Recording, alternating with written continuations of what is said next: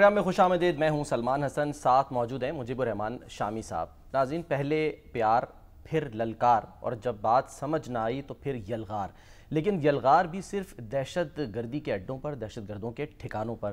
یہ کیا پاکستان نے, اور جب بار بار شرارت کی جا رہی تھی سرحد پار سے, یعنی ہماری جو مغربی سرحد ہے وہاں سے, تو پاکستان نے اس کا بھرپور جواب دیا اور دو ٹوک الفاظ میں واضح کر دیا کہ کسی کی بھی سرزمین سے اگر پاکستان پر دہشت گردی ہوگی تو اس کا بھرپور جواب دیا جائے گا. اور پھر بات پہنچ گئی مذاکرات تک, یعنی دوحہ میں جو قطر کا دارالحکومت ہے وہاں پہ مذاکرات ہوئے. خواجہ آصف صاحب پہنچے اور وہاں پر جو دونوں ممالک ہیں ان میں بات چیت کے بعد یہ طے پا گیا کہ سیز فائر جو ہے وہ کر لیا جائے. لیکن کچھ معاملات ابھی طے ہونا باقی ہیں. وہ کیا ہیں, اور وہ 25 اکتوبر کو جب دوبارہ استنبول میں مذاکرات ہوں گے تو وہ ایک دفعہ پھر ٹیبل پر معاملات آئیں گے. بہرحال یہ جو 13 گھنٹے کا جا رہا اجلاس جاری رہا, اس میں ٹھوس اور قابل تصدیق مانیٹرنگ میکنزم کے قیام پر جو ہے وہ بتایا گیا ہے کہ بات ہوئی اور آگے بھی ہوگی. تو یہ کتنی امپورٹنٹ بات ہے. اور پھر یہ کہ جو سرحدی کشیدگی کا معاملہ ہے اس میں پہلے کیا بات ہوئی, پہلے کیا ٹویٹ آیا اور اس کے بعد کیا اس کو ایڈٹ کیا گیا, جس کے بعد ایک سٹیٹمنٹ سامنے آئی اور اس میں ایڈٹ کرنے کے بعد لفظ جو سرحد ہے, بارڈر, وہ نکالا گیا. تو اس پر بھی ہم بات کریں گے کیونکہ جو تازہ سٹیٹمنٹ آئی ہے سعودی وزارت خارجہ کی طرف سے, اس میں تو بارڈر کا لفظ جو ہے وہ استعمال ہوا ہے. بہرحال خواجہ آصف صاحب نے الجزیرہ کو انٹرویو دیا اور اس میں انہوں نے کہا کہ یہ جو بنیادی مسئلہ ہے دونوں ممالک کے درمیان وہ دہشت گردی کا ہے. انہوں نے کیا کہا وہ دیکھیے.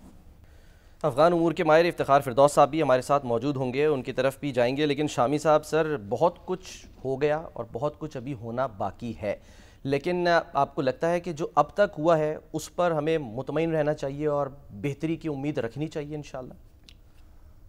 مجھے لگتا ہے کہ آپ کو کوئی بہت پریشانی ہو رہی ہے. سر تورخم بارڈر بند تھا, مسئلے مسائل تھے, ظاہر ہے وہ اب کہا جا رہا ہے کہ جھڑپیں بند ہو چکی ہیں, امن و امان ہے اور فریقین جو ہیں وہ پورے اعتماد ہیں. اور قطر میں دیکھیے ترکی جو ہے وہ بھی اس میں شریک ہوا. بالکل, ترکی کے جو انٹیلیجنس چیف ہیں وہ بھی مذاکرات میں شریک تھے. ہمارے وزیر دفاع اور نیشنل سیکورٹی کے ایڈوائزر اور آئی ایس اے کے سربراہ وہ شامل تھے. عاصم ملک صاحب, ان کے ہاں ان کے جو وزیر دفاع ہیں اور انٹیلیجنس چیف ہیں وہ بھی تھے افغانستان کے. جی ہاں, تو اب یہ بات چیت ہوئی ہے اب, اور اس میں ایک یعنی عہد کیا گیا ہے کہ افغانستان کی سرزمین جو ہے نا وہ کسی دوسرے ملک کے خلاف دہشت گردی میں استعمال نہیں ہوگی. پاکستان کو یقین دلایا گیا ہے, اگرچہ کہ طالبان کی طرف سے کہا گیا کہ یہ ہمارا پرانا موقف ہے اور ہم نے اس کو دہرایا ہے. ٹھیک. اس کے ساتھ اب یہ ہوا کہ قطر کی وزارت خارجہ نے ایک جو اعلان کیا تھا اس میں لفظ استعمال کیا گیا تھا ٹینشنز آن دی بارڈرز. تو اس پر سنا ہے کہ کوئی طالبان حکومت کو اعتراض ہوا تو پھر انہوں نے اس کو امینڈ کر دیا, اس میں ترمیم کر کے کر دیا tensions between the two brotherly countries. بالکل. اب اس میں کہاں تک صداقت ہے کہاں تک نہیں ہے. اخباری رپورٹ میں کہا گیا کہ بھئی کیونکہ ڈیورنٹ لائن کو وہ سرحد تسلیم نہیں کرتے, وہ کہتے تصوراتی بات ہے یہ, اس لیے ان کا ایک تصوراتی بات ہے. حالانکہ یہ تصوراتی بات نہیں, یہ ایک حقیقت ہے. اور 1893 میں یہ لائن کھینچی گئی اور برطانیہ کی حکومت جو تھی قائم بر صغیر پہ, اس کے اور امیر عبد الرحمن جو کابل کے حکمران تھے ان کے درمیان ٹھیک ہے ایک معاہدہ ہوا. یہ لائن کھینچی گئی. اس کے بعد انہوں نے 400 جو تھے قبائلی عمائدین ان کا جرگہ کیا. ٹھیک. اس نے اس کو منظور کیا اور اب یہ بین الاقوامی سرحد ہے, کوئی تصوراتی بات نہیں ہے. ٹھیک ہے. اور اب کیا کہا ہے طالبان کی حکومت نے اور کیا نہیں کہا ہے, اس سے قطع نظر اگر یہ بین الاقوامی سرحد نہیں ہے تو پھر تو فری فار آل ہو گیا نا, کوئی بھی ادھر سے ادھر چلا جائے. اس کا مطلب یہ ہے کہ ہم آگے چلے جائیں اور کچھ علاقے پہ قبضہ کر لیں تو وہ ہمارا ہو گیا. سر وجہ کیا ہے اگر وہ آ جائے تو یہ ان کا جو یہ جو ان کی رائے ہے یہ بھی ایک تصوراتی رائے ہے. اچھا. اور اس پہ افغانستان اور ہندوستان اور پھر اس کے بعد افغانستان اور پاکستان کے درمیان ڈیورنٹ لائن جو ہے وہ سرحد رہی ہے مسلمہ, بین الاقوامی سرحد ہے, ہر بین الاقوامی قانون کے مطابق, اور انٹرنیشنل کورٹ آف جسٹس بھی یہ فیصلہ کر چکی متعدد بار کہ اگر کوئی ایسی سرحدی لکیر ہو جس کی مدت مقرر ہو, اس کی تو مدت کوئی مقرر نہیں نا, جس کی مدت مقرر ہو اور وہ مدت ختم ہو جائے, اچھا, تب بھی وہ خود بخود ختم نہیں ہوگی, اچھا, وہ وہ موجود رہے گی. اچھا, وگرنہ تو دنیا میں ایک کچھ تو خون شروع ہو جائے اور جگہ جگہ تنازع شروع ہو جائیں. صحیح. تو بہرحال یہ تو اب جب آگے بات چیت چلے گی تو پھر معلوم ہوگا. اس وقت تو صورت یہ ہے کہ ہمارے وزیر دفاع نے یہ اعلان کیا ہے کہ سرحد جو ہے اس پہ خاموشی ہے, اور اہم بات یہ ہے کہ ترکیہ کے جو شرکت ہوئی ہے مذاکرات میں, پہلے یہ بات واضح نہیں تھی, یہ مذاکرات کے دوران ہوئی کہ ترکیہ کا وفد بھی اس میں شریک ہوگا, یہ سیکورٹی چیف ان کے جو ہے. صحیح. اور قطر تو ہے, اور اب جو دوسرا راؤنڈ ہے وہ ہوگا انقرہ میں یا استنبول میں. ہاں جی, استنبول میں ہوگا, ترکی میں ہوگا.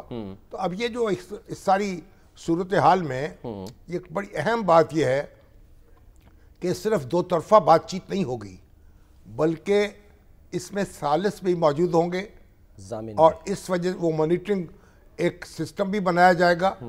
اور اس لیے ہمیں توقع رکھنی چاہیے کہ یہ بہت نتیجہ خیز ہوگی, اور یہ جو ہمارے درمیان جو تناؤ ہے وہ اس کی کیفیت جو ہے کم ہوتی چلی جائے گی. اب ملا یعقوب شامی صاحب کہہ رہے ہیں کہ جی مطلب ان کے بغل کے جی یہ ڈیورنٹ لائن پر تو مذاکرات میں کوئی بات ہی نہیں ہوئی, تو کیا پھر 25 تاریخ کو بھی آپ کو لگتا ہے کوئی بات نہیں ہوگی؟ نہیں, اس پہ ہمیں الجھنے کی ضرورت نہیں ہے, کوئی بات نہیں ہوئی ڈیورنٹ لائن پہ, ٹھیک ہے, اچھا, بات کرنے کی ضرورت بھی نہیں.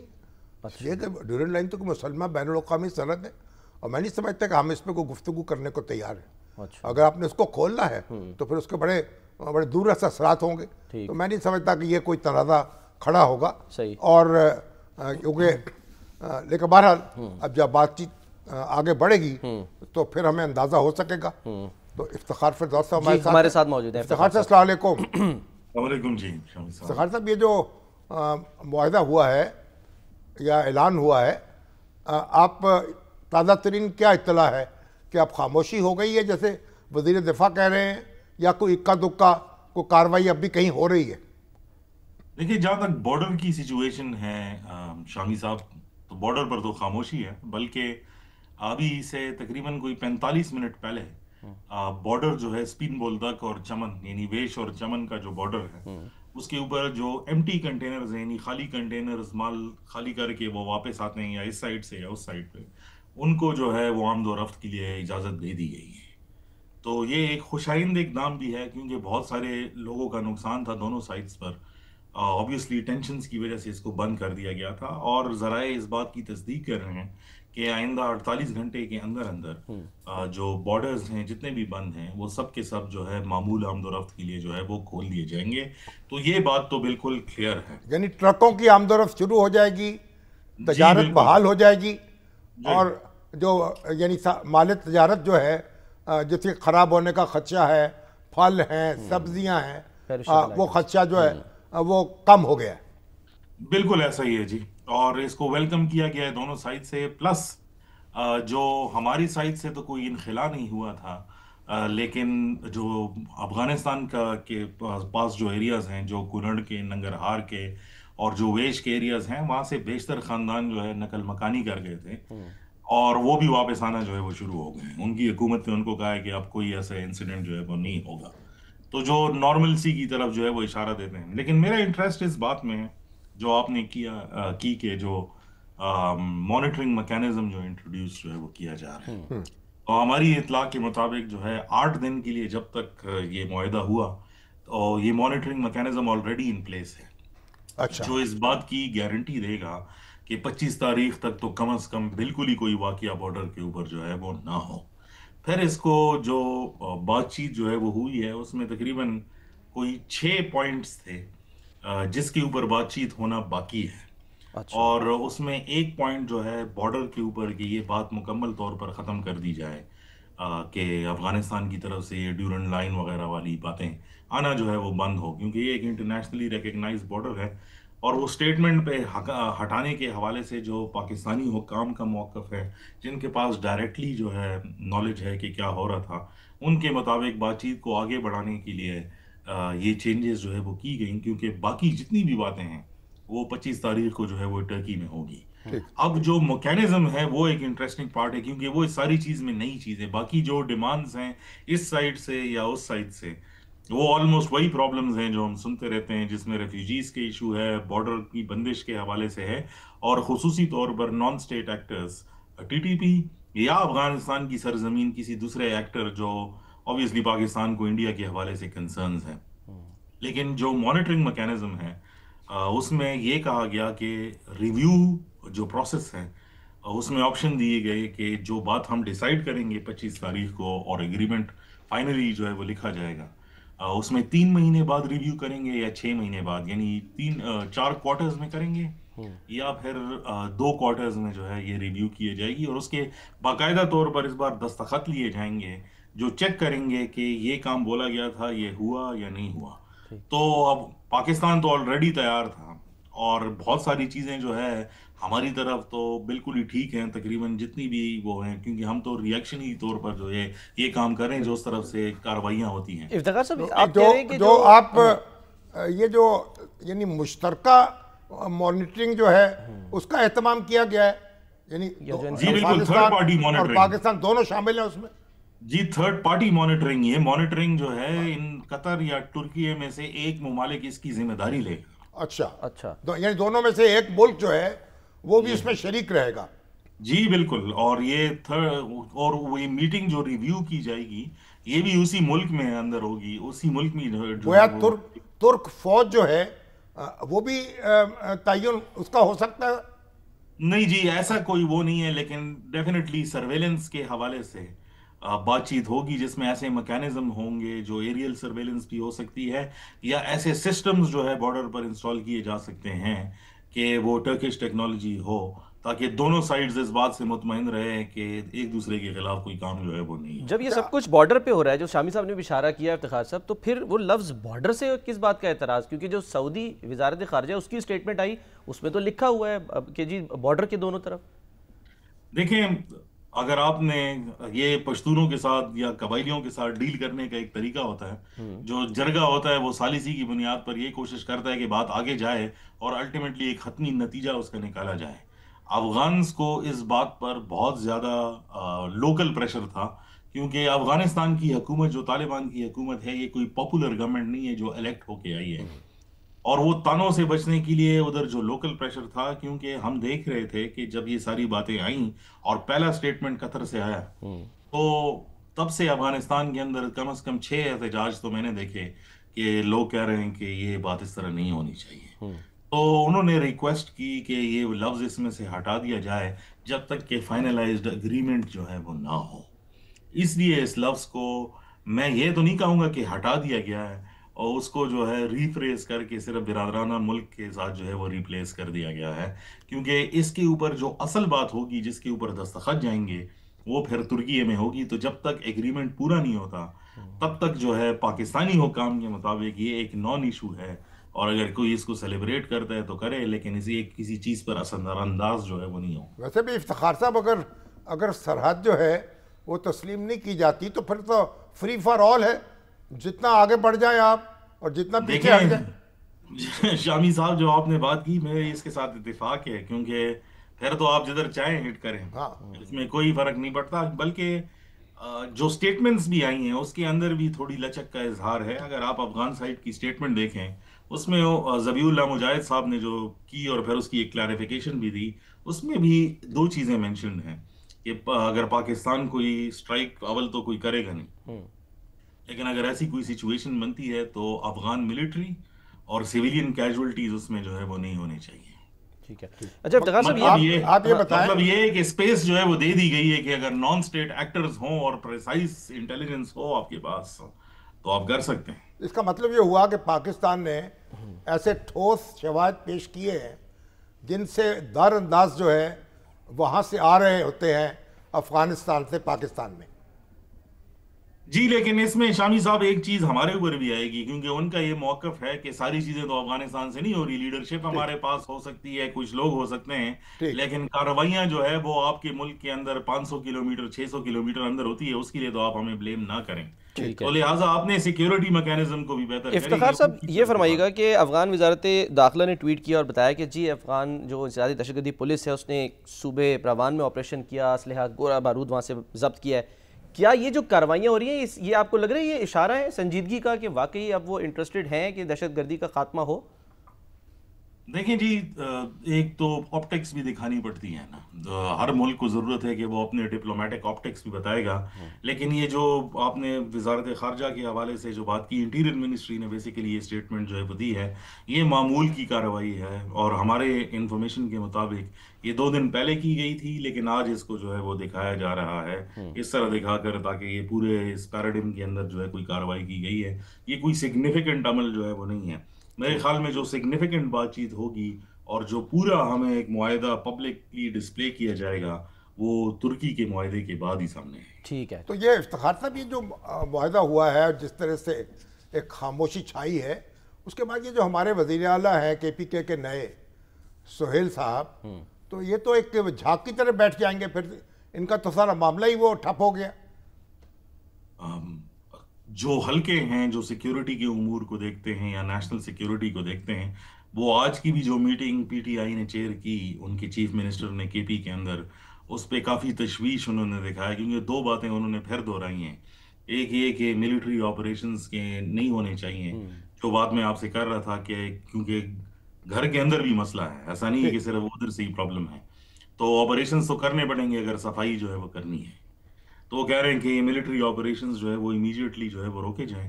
دوسری جو انہوں نے ایک متنازعہ بات جو ہے وہ کی ہے، وہ کے پی کی بیوروکریسی اور پولیس کو کی ہے کہ اب ہم جو ہے سزاؤں کا عمل شروع کریں گے جن کے خلاف ہمارے پاس شواہد ہیں کہ اگر کوئی بیوروکریٹ یا پولیس والا وہ استعمال ہوا ہو الیکشن کے دوران ان کے نزدیک. اچھا. تو میرے خیال میں 2 ایسی چیزیں ہیں جو اس ٹائم پر ایک بارڈر ایریا کے لیے سینسٹیو ہیں، اور اگر لوکل کوحرام کی سچویشن جو ہے وہ بنتی ہے تو میرے خیال میں وہ اس جنگ میں پاکستان کے لیے. مگر بار بار جو کہا جاتا تھا ان کی طرف سے اور عمران خان صاحب کی طرف سے کہ کابل جو حکومت ہے اس کو انگیج کرنا چاہیے اور بڑے سٹیک ہولڈر ہیں وہ، ان کو نظر انداز نہ کیا جائے، وہ تو تشفی ہو گئی نا، وہ تو انگیجمنٹ شروع ہو گئی، تو اب یہ اعتراض تو ختم ہو گیا. جی بالکل اعتراض، لیکن اعتراض صرف اس پہ نہیں ہے، اعتراض اس پہ بھی ہے کہ جو وہاں سے آئے ہیں اور اب یہاں پر کارروائیاں کر رہے ہیں ان سے بھی انگیجمنٹ ہونی چاہیے. میرے خیال میں یہ بہت بڑا مسئلہ ہے، کیونکہ وفاق اور پروونس کے درمیان میں کوئی انڈرسٹینڈنگ نہیں ہے اس حوالے سے، بلکہ وفاق کا ایک 2 ٹوک موقف ہے کہ جدھر بھی دہشت گرد نظر آئے سوائے مارنے کے اس کا کوئی. اب یہ ظاہر ہے کہ جو دہشت گرد ہیں وہ تو یعنی کے پی کے میں کارروائیاں کر رہے ہیں نا، پشتونوں کو مار رہے ہیں، عوام بھی پشتون ہیں، قانون نافذ کرنے والے ادارے بھی وہیں سے تعلق رکھتے ہیں، تو یہ یعنی پشتون عوام جو ہے ان کا خون سستا سمجھ لیا جائے، کوئی کارروائی نہ کی جائے. یہی تو سب سے بڑی پرابلم ہے شامی صاحب، کیونکہ جو اس کے درمیان میں پھنسا ہوا ہے سارا مسئلہ وہ عوام کا ہے، جو نہ اس طرف سے جو ان کو گورنمنٹ کی طرف سے پورا وہ جھک سکتے ہیں، نہ وہ پورا ان دہشت گردوں کی طرف جھک سکتے ہیں جن کو ان کو پتہ ہے کہ یہ تباہی کے دہانے پر ان کو لے جائیں گے.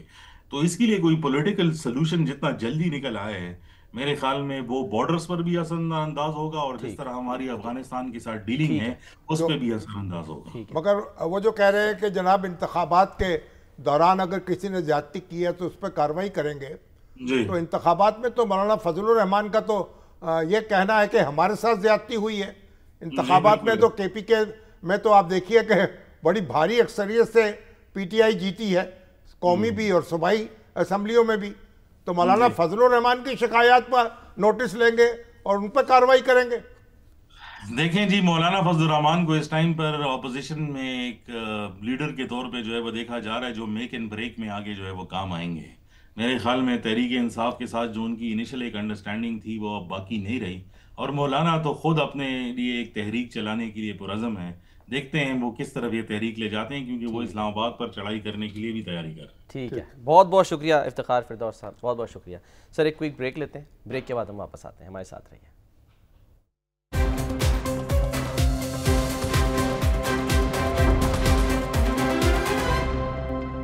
Welcome back. شامی صاحب، بات ہو رہی تھی کہ جی کے پی کے جو وزیر اعلیٰ ہیں سہیل آفریدی صاحب، ایک تو یہ کہ ابھی تک کابینہ تشکیل نہیں دے سکے، کیونکہ وہ کہہ رہے ہیں جی خان صاحب سے ملاقات ہوگی تو مشاورت کر کے میں کروں گا۔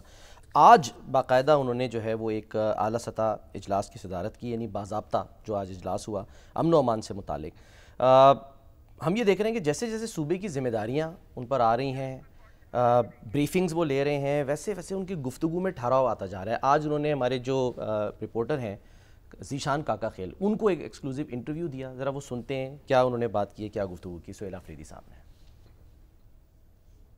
ہمارا کلیئر سٹانس ہے کہ یہ کسی بھی مسئلے کا حل نہیں ہے۔ اب مل بیٹھ کر ایک لائے عمل طے کریں گے تو اس کا جو ہے دیر پاس رات آئیں گے۔ اگر بند کمروں میں فیصلے کریں گے تو اس سے کوئی حل نہیں آئے گا۔ اب عمران خان ایک ٹائم پر آیا تھا کہ وہ جو ہے ان کو نیشنلٹی دے رہے تھے، اور ان کو اگر فرض کرے بھیجنا ہی ہے تو یہ ہمارے بہن بھائی ہیں افغانی، عزت اور وقار کے ساتھ بھیجیں۔ میں اپنے لیڈر اپنے قائد جناب عمران خان صاحب سے ملوں گا تو وہ مجھے پالیسی گائیڈ لائنز دیں گے۔ 2 سال سے میں ان سے نہیں ملا۔ ہمارے عزائم تو شروع سے یہی ہے کہ یہ تو کوئی سوچی بھی نہ کہ حقیقی آزادی کی اس جدوجہد سے ہم پیچھے ہٹ جائیں گے۔ آج میں نے میٹنگ کی ہے، اولین ترجیح تو یہ ہے کہ ہم کرپشن پر زیرو ٹالرنس ہے، نوکریاں ہو، امپلائمنٹ ہو، یہاں پر معیشت بہتر ہو، اور وہ گڈ گورننس ہے تو اس پر جو ہے نو کمپرومائز ہوگا انشاءاللہ۔ تحریک کا اعلان تو پاکستان تحریک انصاف کی لیڈرشپ کرے گی۔ خان صاحب کی ہدایت آئے گی تو خان صاحب کی ہدایت پر لبیک ہوگا، اور پھر جو ہے واپسی کا وہ نہیں ہوگا۔ عمران خان صاحب سے ملاقات کے بغیر جو ہے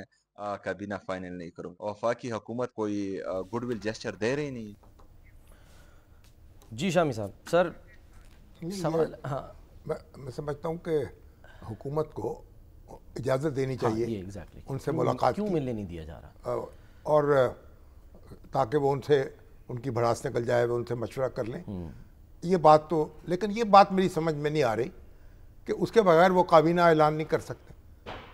بہت لوگ گرفتار ہوتے ہیں، لیڈر جیلوں میں ہوتے ہیں، کبھی کسی پارٹی نے اس طرح کا موقف اختیار نہیں کیا۔ اور کب تک کہ بھائی ملاقات نہیں ہمیں لیڈر سے ملنے دیا جائے تو ہم اس سے صلاح مشورہ کریں گے اور پھر اس کے بعد فیصلے کریں گے۔ فیصلے تو خود کرنے ہوتے ہیں نا۔ وزیر اعلیٰ جو عاقل بالغ ہیں ان پر اعتماد کیا ہے، ان کی پارٹی موجود ہے۔ آپ تو سر اپنے کالم میں کٹ پتلی لکھتے ہیں ان کو۔ نہیں تو مطلب کٹ پتلی تو ان کی ادائیں ایسی ہیں نا، کٹ پتلی کہا جائے ان کو۔ لیکن اب یہ ہے کہ بہرحال ذیشان کاکا خیل ہمارے ساتھ ہی ہیں، سر ذرا ان سے کوئکلی پوچھتے ہیں کہ کیا مطلب، یعنی کابینہ کے تشکیل نہ پانے سے کیا مسئلے مسائل ہیں ذیشان، کیا پرابلمز جو ہیں وہ فیس کر رہا ہے صوبہ اس وقت؟ دیکھیں، پارٹی میں جو وزارت ہے وہ تو تبدیل ہو گئی، لیکن اختلافات اب بھی وہی ہے، اور ہر کسی کی کوشش ہے کہ ان کے جہیتے ہیں ان کو جو ہے ان کے جو وہ ہے ان کو جگہ دی جائے اور ان کو دوبارہ جو وزارتیں ہیں وہ دی جائے۔ اسی مسئلے سے بچنے کے لیے اور اسی اختلافات سے بچنے کے لیے سہیل آفریدی کی یہی کوشش ہے کہ عمران خان صاحب سے ملاقات ہو جائے اور اس کے بعد جو ہے وہ باقاعدہ طور پر کابینہ کا اعلان کر دے۔ ویسے تو انہوں نے اپنا ذہن بنا لیا ہے اور انہوں نے یہ طے کر لیا ہے کہ وہ ینگ ٹیم بنائیں گے، جس طرح جو پچھلا کابینہ تھا یعنی گنڈا پور کی جو کابینہ تھا اس میں سے کئی مسائل درپیش تھے، اس میں کچھ بزرگ کابینہ اراکین شامل تھے جو اس طرح ڈیلیور نہیں کر سکتے تھے جس طرح ان کی ایکسپیکٹیشن تھی، جس طرح عوام کی ایکسپیکٹیشن ہے۔ لیکن اس وقت یہ مسئلہ آڑے آ رہے ہیں کہ جو سینئر قائدین ہیں ان کے بھائی، ان کے رشتہ دار، وہ ایک بار پھر انفلوئنس ہونے کی کوشش کر رہے ہیں، اور یہ چیز سہیل آفریدی کو ڈرا رہا ہے۔ سہیل آفریدی کا ایک ہی مقصد ہے، اگر وہ یہی سمجھ رہے کہ وہ سولو فلائٹ لے، خود فیصلہ کرے، تو شاید یہ جو سینئر لیڈر ہے جس طرح گنڈا پور صاحب کو مشکلات پیدا کی تھی اور ان کو ہر طرف سے گھیرا تھا، تو اس طرح ان کو بھی جو ہے گھیرا کر لیا جائے گا اور ان کو بھی مشکلات درپیش آ سکتی ہے۔ صرف ایک ہی نام کنفرم کر رہے ہیں وہ کہ جی مزمل اسلم صاحب جو ہیں وہ تو کابینہ میں رہیں گے، ان کی تو انسٹرکشنز ہیں خان صاحب کی طرف سے، اور کون سے نام ہیں جن پر ان کو مسئلہ ہے؟ دیکھیں، اس وقت 2 باتیں بتائی جا رہی ہے۔ ایک تو یہ ہے کہ جو مشیر اطلاعات تھے سابق بیرسٹر سیف صاحب، وہ بتایا جا رہا ہے کہ یہ کنفرم ہے۔ دوسرا یہ بتایا جا رہا ہے کہ مزمل اسلم صاحب جو ہے وہ عمران خان صاحب کے گڈ لسٹ میں ہیں اور وہ جو ہے وہ بھی رہیں گے۔ لیکن دوسری جانب یہ بات آ رہی ہے کہ وہ چاہ رہے ہیں سہیل افریدی کہ ان کے پاس نیا ٹیم ہو اور نئے ویژن کے ساتھ وہ کام کرے، لیکن اب تک جو اطلاعات ہے یہ جو مزمل اسلم صاحب ہے وہ تو کنفرم ہے ہی۔ دوسری جانب بیرسٹر سیف کے بارے میں یہ بتایا جا رہا ہے کہ ان کی جو پورٹ فولیو ہے وہ بھی سیم رہے گی اور وہ ان کی بھی پوزیشن کنفرم ہے، اور باقی جو کابینہ اراکین ہے تو اس میں نئے چہروں کا جو ہے وہ نام لیا جا رہا ہے، جس میں سے کوارڈ سے شفیع جان بتایا جا رہا ہے کہ وہ ینگ انرجیٹک ہے، ان کا نام شامل کیا جا سکتا ہے۔ اس طرح نوشہرہ سے میعمر کاکا خیل جو سابق وزیر رہ چکے ہیں، میاں جمشید مرحوم ان کے بیٹے ہیں اور ینگ ہے اور ان کا ہم خیال بھی ہے۔ اس طرح جو دیکھا جائے خیبر سے ہی ان کے قریبی دوست ہے، ان کا جو ہے نام لیا جا رہا ہے کہ ان کو بھی جو ہے غنی افریدی ایڈجسٹ کیا جا سکتا ہے، کیونکہ وہ قبائلی علاقے ضلع خیبر سے ان کا تعلق ہے اور قبائلی اضلاع میں خود کافی زیادہ ہے، ہم نعمان سمیت گڈ گورننس دیگر، تو یہ ان کی اپنی خواہش ہے لیکن حتمی شکل اس لیے نہیں کہ نوجوان قیادت کو یعنی وہ موقع دینا چاہ رہے ہیں۔ ٹھیک ہے، بہت بہت شکریہ ذیشان کا خلاف کا۔ یہ اب وہ کہہ رہے ہیں کہ کرپشن کی زیرو ٹالرنس، جی ہاں، یہ تیسری ٹرم ہے تحریک انصاف کی کے پی کے میں۔ جی ہاں، پرویز خٹک صاحب، اس کے بعد محمود خان صاحب اور پھر گنڈاپور صاحب اور اب یہ افریدی صاحب۔ تو یہ 12-14 سال سے جو پی ٹی آئی وہاں حکومت کر رہی ہے تو ابھی بھی یعنی کرپشن وہاں مسئلہ ہے، اور تبدیلی کیا لے کر آئے؟ کرپشن تو پھر اس کو تو دفن کر دینا چاہیے تھا۔ تو ابھی یعنی کرپشن تھا، ابھی بھی خطرہ درپیش ہے اور کرپشن کو ختم کرنا ابھی بھی ترجیحات میں ہے۔ اندازہ لگائیں ذرا، اسکینڈل جو وہاں سامنے آیا اس میں گرفتاری کل ہوئی ہے ابھی اب جا کے۔ ان کا خیال یہ ہے کہ خان صاحب سے ملاقات ہو جائے اور جو فہرست ہوگی اس پہ خان صاحب کا ٹھپا لگ جائے گا تو سارے جو ہے چپ کر کے بیٹھ جائیں گے، کوئی چون چرا نہیں ہوگی، وگرنہ لوگ سر نکالیں گے اور اپنا اپنا جو اپنی آوازیں نکالیں گے۔ بالکل وہی جو کہہ رہے تھے انفلوئنس کریں شامی صاحب، لیکن جو وہ شروع میں آئے تھے تو وہ یہ کہہ رہے تھے کہ جی میں تو آج سے اقدامات شروع کر رہا ہوں۔ اب ان سے پوچھا ہے تو وہ کہہ رہے ہیں کہ جی اس تحریک کا اعلان تو پی ٹی آئی کی مرکزی لیڈرشپ کرے گی، تو بہرحال میں تو گورننس دیکھوں۔ اچھی بات ہے اگر ان کو پتہ لگ رہا ہے کہ میں وزیر اعلیٰ ہوں، میں کوئی بادشاہ نہیں بن گیا اور میں دستور کے تابع وزیر اعلیٰ ہوں، ان کے کچھ اختیارات ہیں تو بڑے تم تراک سے چلے تھے تو ریالہ جیل کا دروازہ نہیں کھلوا سکے، باقی باتیں تو کیا ہیں۔ تو بہرحال اب ان کو چاہیے کہ تھوڑا سا اطمینان رکھیں۔ ٹھیک ہے، اور یہ جو وہ کہہ رہے ہیں جی خان صاحب تو ان کو نیشنلٹی دینا چاہتے تھے افغان جی ہاں، وہ جو لوگ جو مہاجرین ہیں، ہاں جی، تو پھر دے دیتے، پھر کس نے سوچتے کو رہ گئے۔ بھائی بات یہ ہے پاکستان جو ہے یہ کوئی وہاں بادشاہت قائم ہے؟ آپ دنیا میں کہیں آپ مطالبہ کر سکتے ہیں کہ 40 لاکھ بندوں کو آپ نیشنلٹی دے دیں؟ ایگزیکٹلی، یہ دیکھیں نا، یہ کسی کا حق نہیں ہے۔ جو لوگ آپ کے ہاں ہجرت کر کے آتے ہیں، آپ کے مہمان ہیں، وہ یہ حق نہیں ہے ان کا کہ وہ کہیں ہمیں آپ نیشنلٹی دے دیجئے۔ ہاں دے دے کسی کو، تو آپ کی مرضی ہے۔ ٹھیک ہے، اور یہ کے پی کے کا کوئی کام بھی نہیں ہے، صوبائی حکومت کا کوئی تعلق نہیں ہے، تو وفاقی حکومت کا کام ہے۔ بالکل، نیشنلٹی دے کسی کو یا نہ دے۔ سر وہ اور ابھی یہ ہمارے جو معزز مہمان ہیں جی، ان کو پورے احترام کے ساتھ، پورے وقار کے ساتھ ان کو رخصت کرنا چاہیے اور وہاں جائیں۔ اور ابھی تو دیکھیں نا آپ، ابھی ہمارے وہ یعنی احتشام نظامی صاحب شکاگو تھے، میسج کر رہے ہیں کیا بھائی کہ وہ 1.5-2 لاکھ جو وہاں ڈھاکہ میں ہیں، ہاں جی، محصور پاکستانی ہیں، ان کو ہی لے آؤ۔ اب تو یہ بستیاں بھی خالی ہو رہی ہیں تو ان کی بھی پر کو بات سن لو۔ اپنے جو ہم وطن ہیں ان کو لانے کو تیار نہیں ہے اور دوسروں کی باتیں ہو رہی ہیں۔ بالکل، تو بہرحال اب یہ مشکل ایک مرحلہ ہے۔ تو سہیل افریدی صاحب کو امید ہے کہ آہستہ آہستہ یعنی چیزیں سمجھ آ رہی ہیں، آپ کو سمجھ آ رہی ہیں، چیزیں آ جائیں گی۔ اور پھر یہ دیکھیں ابھی تو نوجوان ہے نا، تو نوجوان وزیر رکھنا چاہتے ہیں۔ جی ہاں، تو پنجاب میں بھی تو ہمارے نوجوان وزیر رکھتے سر ہیں۔ ایک کوئک بریک لیتے ہیں، جو دو اضافہ ہوا ہے میں ایک کوئک بریک لیتے ہیں، بریک کے بعد ہم واپس آتے ہیں ناظرین۔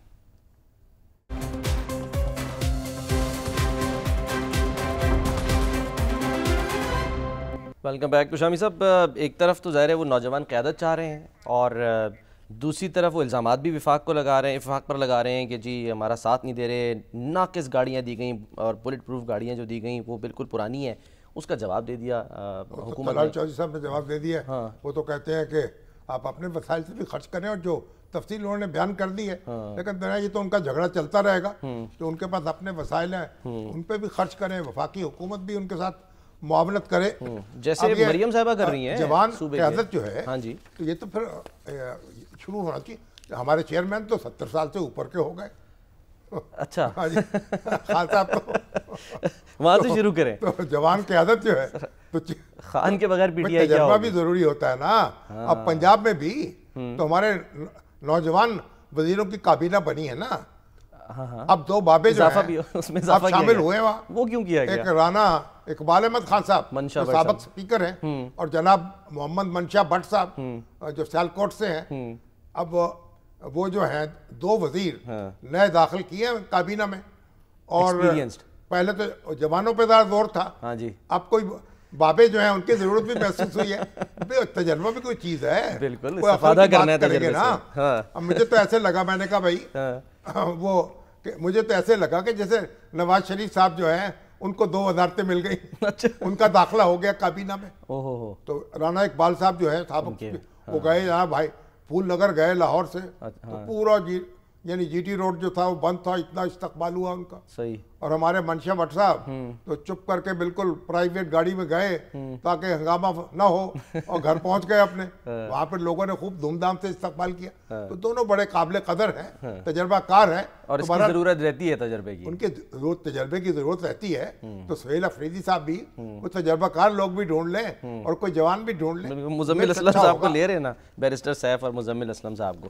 اچھا سر یہ ٹھیک ہے, یہ جھگڑا ہی چلتا رہے گا, لیکن جو آپ نے بھی ذکر کیا مریم نواز صاحبہ, وہ آج باقاعدہ آغاز ہو گیا ہے. وہ جو سیلاب متاثرین تھے ان کو چیکس دینے کا سلسلہ, ان کو کارڈز دینے کا, جو سیلاب کارڈ دینے کا سلسلہ آج سے شروع ہو گیا ہے. کمپنسیشن دینے کا سلسلہ ہاں جی اب کارڈوں کے ذریعے شروع ہو گیا. بالکل آج انہوں نے اس کا آغاز کر دیا, اور یہ بڑی اچھی دیپال پور میں اوکاڑا میں وہاں پر وہ موجود تھیں. اور لیکن سر میں چاہ رہا ہوں کہ سن لیں کہ وہ انہوں نے جو جملہ کہا وہ کس کے لیے کہا. آپ سے پوچھیں گے, دکھائیے مریم صاحبہ کیا کہہ رہی ہیں.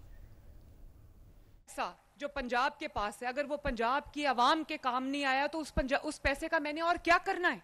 میں نے آپ کے لیے کسی کے سامنے ہاتھ نہیں پھیلائے, میں نے پنجاب کی عوام کی عزت نفس کا بھی خیال رکھا. اور جب تک آپ کی بہن اور بیٹی وزیر اعلیٰ انشاءاللہ تعالی آپ کو کوئی میلی آنکھ سے دیکھ بھی نہیں سکتا. کہ میں نے کرپشن کے تمام راستے جو ہیں وہ بند کر دیے. اس میں جو 100 ارب روپیہ سیلاب متاثرین کی بحالی کے لیے رکھا گیا ہے, وہ سیلاب متاثرین کے علاوہ کسی کو نہیں, اس کا 1 پیسہ بھی نہیں ملے گا انشاءاللہ تعالی. اور کوئی اگر رہ جائے جس کا نام لسٹ میں شامل نہ ہو, تو اس کے لیے ہم نے ایک پورا سسٹم بنا دیا ہے, ایک میکنزم بنا دیا ہے کہ وہ وہاں پر اپنی شکایت جو ہے وہ درج کرا سکتا ہے. گندم کی سر امدادی رقم بھی طے کر دی گئی, امدادی چیک بھی جاری ہو گئے. اسموک کو البتہ کنٹرول نہیں کیا جا سکا, اس کی کوششیں کی گئی. آج بھی تو آج دیوالی ہے نا آج. ہاں جی, تو اب دیوالی پٹاخے چلتے ہیں, آتش بازی ہوتی ہے, اور اس سے بھی پھر اسموک پیدا ہوتی ہے. بھارت کی طرف سے ہوائیں چل رہی ہیں. ہندو بھائی ہیں ان کو دیوالی مبارک, ان کو خوشیاں مبارک اللہ تعالیٰ. اور آج تو وزیر اعظم ہاؤس میں بھی دیوالی منائی گئی ہے. جی ہاں بالکل. اور دیکھیے ہماری جو وزیر اعلیٰ ہیں وہ تو کہہ رہی بھی میں اپنے پیسوں سے کروں گی, لوگوں کو کمپنسیٹ کروں گی, میرا خزانہ بھرا ہوا ہے. آپ پیپلز پارٹی جانے اور بے نظیر انکم سپورٹ پروگرام جانے, وہ اپنے 1 مہینہ دیا ہے سر پیپلز پارٹی نے. اب چلیے جو بھی ہے ہمارے تحفظات دور کر دیں. تو مریم تو اپنی بات پہ پکی ہیں, اپنا کام کر رہی ہیں, کام کرنا چاہیے. اب آپ دیکھیے نا خالد یاسین صاحب جو ہیں وہاں چنیوٹ پریس کلب سے, انہوں نے کہا جی ہمارے گورنمنٹ صدیق شفیع کالج جو ہے وہاں چنیوٹ کا, اس میں 2176 طالبات ہیں. صحیح. اور کرسیاں 1022 ہیں. اچھا. آدھی زمین پہ بیٹھتی ہیں, آدھی کرسیوں پہ بیٹھتی ہیں. ٹھیک. تو جناب اس پہ بھی توجہ کر لیں. لیکن بہرحال ہمارے جو سر ایک سوال آیا کوئکلی میں چاہ رہا ہوں. شبر زیدی صاحب, جی جی, ان کی کتاب جو ہے آٹو بایوگرافی آئی ہے, مجذوب ہے نا ماشاءاللہ بہت. ہمارے ایف بی آئی کے سابق چیئرمین, بہت بڑے چارٹرڈ اکاؤنٹنٹ, اور ان کی کتاب آئی ہے آٹو بایوگرافی. تو کل اس کی تقریب تھی یہاں لاہور میں, بڑی دھوم دھام سے. ان کے دوست ہیں, انہوں نے ہمارے بڑی انہوں نے دھوم دھام سے ان کی وہ ہارون خان صاحب اور وقار محمود زمان صاحب اور باقی جو ان کے ساتھی ہیں, بڑی اچھی تقریریں بھی, شاید کاردار بھی تھے, حسین نقی بھی تھے, جہانگیر ترین بھی تھے, اگرچہ بیٹھے رہے بولے نہیں. سر بریک کا کہا جا رہا ہے مجھے. اب وہ جو ہیں وہ بڑی دھوم دھام سے انہوں نے کتاب جو ہے آٹو بایوگرافی, کمال کتاب لکھی ہے, پڑھنے سے تعلق رکھتی ہے. بہت کچھ ایسا ہے جس کو غصہ آتا ہے, بہت کچھ پہ پیار آتا ہے. انہوں نے کہا کہ لاہور کو پاکستان کا دارالحکومت بنا دیا. پروگرام کا سر وقت ختم ہو رہا ہے. اس پہ کل میں آپ سے ضرور چاہوں گا کہ اس پہ ہم بات کریں. ناظرین پروگرام کا وقت ختم ہوتا ہے. اپنے خیال رکھیے. اللہ حافظ.